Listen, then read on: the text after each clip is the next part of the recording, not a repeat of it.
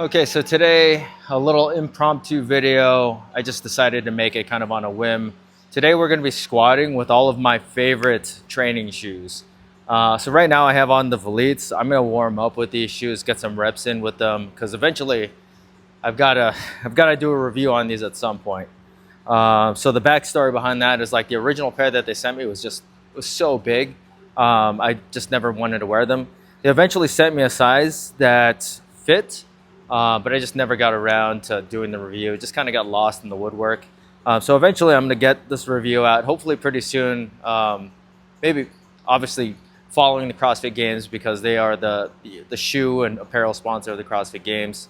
But long story short, they're a perfectly usable pair of shoes. I think they're a little bit overpriced, but if for whatever reason, like the style of them suited you or fit your preferences, then I think they are totally usable. But at 165, kind of overpriced. So I'm gonna start getting warmed up, and today we're not gonna go in any particular order. I'm just gonna go squat with all my shoes. It's the same percentage throughout all of my sets. I've got 6 sets, only 2 back squats, 80% of my 1 rep max, which is like 340 right now. And yeah, that's pretty much it. And I'll kind of go over what makes them good and why I like them.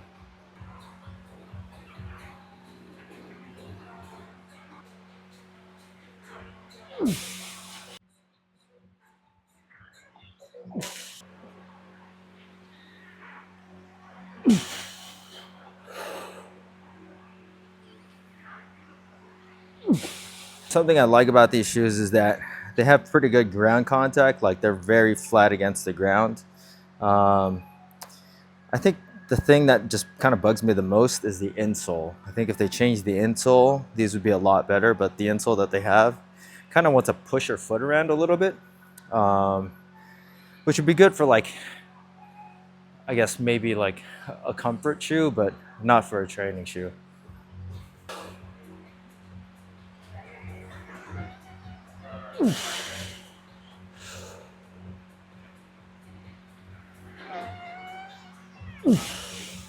They handle weight just fine, but I think when you're doing like more dynamic movements, that's when the insole becomes a problem.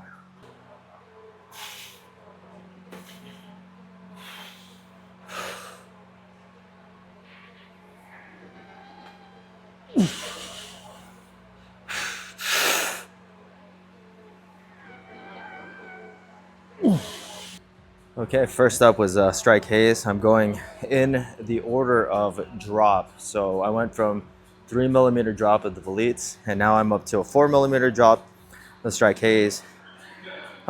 Big difference between these two shoes is the Valites. It feels lower to the ground.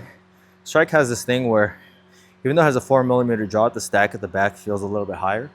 But it's an extremely comfortable, flexible, and lightweight shoe. Showing its age a little bit now. Isn't the most overall stable, but I've hit some of my biggest weights in these shoes. So you can really do it all in these. And I think if you're a fan of like the minimalist styling, these are probably the shoe for you. Also, these are the best runners out of all these shoes.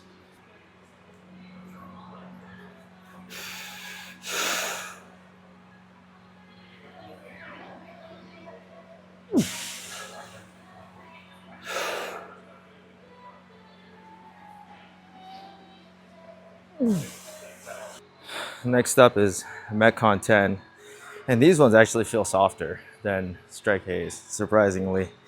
But like the Strike Haze and midsole has like more of like a pushback to it, whereas these, they feel a little bit softer. There's a little bit of pushback, it's a little bit softer, but all things considered, these are still amazing shoes. They're definitely not the most stable of the bunch, and if you looked closely, that first one I kind of got pushed forward, and the second one I corrected it by keeping my back a little bit tighter, which forces your chest up. And the second one was a lot easier to do than the first one.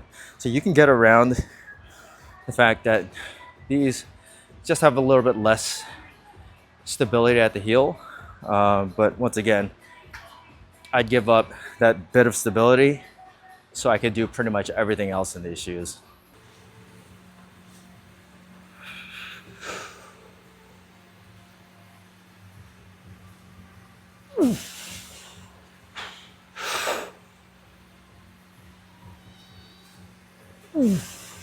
Okay, so we went up 2 millimeters in drop to the Inov-8 F-Lite Max. This is 6 millimeters compared to 4 millimeters. And kind of got pitched forward a little bit, probably just because I wasn't super used to the drop just yet. Second one I corrected. These are the best training shoe for wide feet. These have the widest toe box, the most open toe box. For me, it's not always the greatest thing, but I still really like these shoes. Midsole on these feels pretty similar to the Strike Haze. So these are kind of like new age Strike Haze, and they have more toe box volume.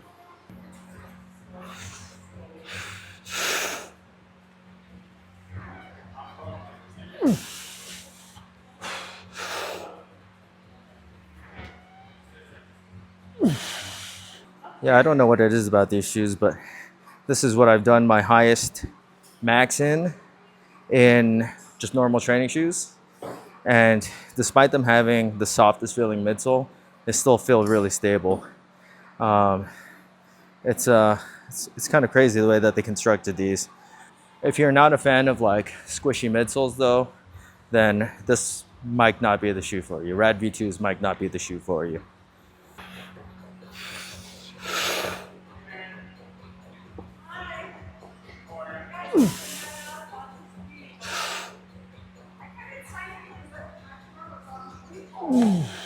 Okay, so while on earth, this is a shoe that a lot of people are sleeping on right now.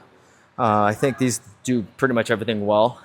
Past their first launch, the first launch had some issues with foot containment, but since then they increased the foot containment of these shoes and they hold your feet a lot better. And that was like the main flaw. You can't really rope climb them, or I wouldn't recommend rope climbing, but otherwise they're comfortable, they're flexible, they're stable, they're still very good.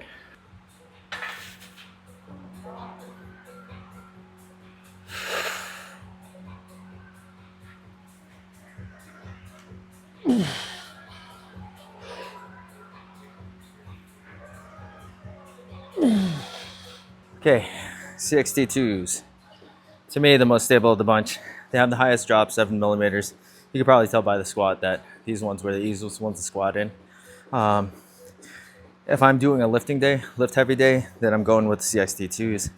If I don't have to do a lot of running, I still will probably go with the CXT-2s. I think they're still plenty comfortable for anything that you're doing inside of the box, whether burpees, double unders, pretty much all the bodyweight stuff. They only just really suck at running. Plus, they're really durable. Okay, so that pretty much wraps it up for our top shoes to train in. These are pretty much like, they can be viewed as anybody's number one pick. They all do everything very well. There's certain things that some of them do better than others. I'd say RAD and While on Earth probably pretty similar. RADs are probably a little bit more narrow and have softer cushioning, but more reactive cushioning. While on Earth have slightly wider toe box. The only thing I don't like about While on Earth is that there's a little bit of heel slip. 62's the most stable of all the shoes here. Still decently wide. F-Lite Max, easily the widest one here. Still very flexible, very comfortable, lightweight, incompressible heel plate, so makes them stable for lifts. Really nothing wrong with the F-Lite Max 2. My current shoe pick right now, which is the Metcon 10, because I think it's the most comfortable, plus most stable, plus wide. It just kind of does everything really well. And it's the lightest besides Strike Haze, which Strike Haze is the lightest, best for running, best for plyometrics, but still very good to do your lifts in. Like I said before, I have hit probably my highest numbers like as far as Oli lifts in the Strike Haze. That should go to show you that the Strike Haze can hang with any of these other more stable options. Yeah, and that pretty much concludes. I'll probably cut in a little bit of me working out in the Valites. I've got a thruster and toes to bar workout that looks pretty painful. I'll try to talk as much as I can through it, but it's pretty awful. You start with 5 thrusters and 5 toes to bar, and then you add on a rep every round, rest on the minute of 5, and then at the minute of 9, you're doing 9 thrusters and then as many toes to bar as you can, and that's your score. So I'm gonna get warmed up for that.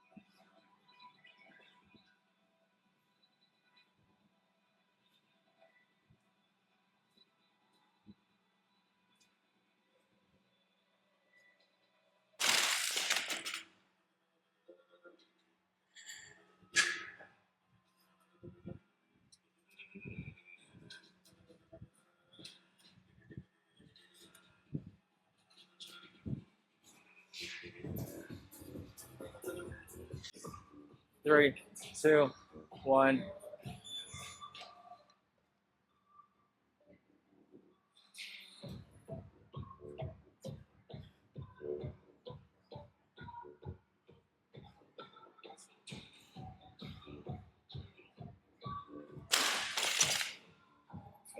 These shoes are way better than Valites.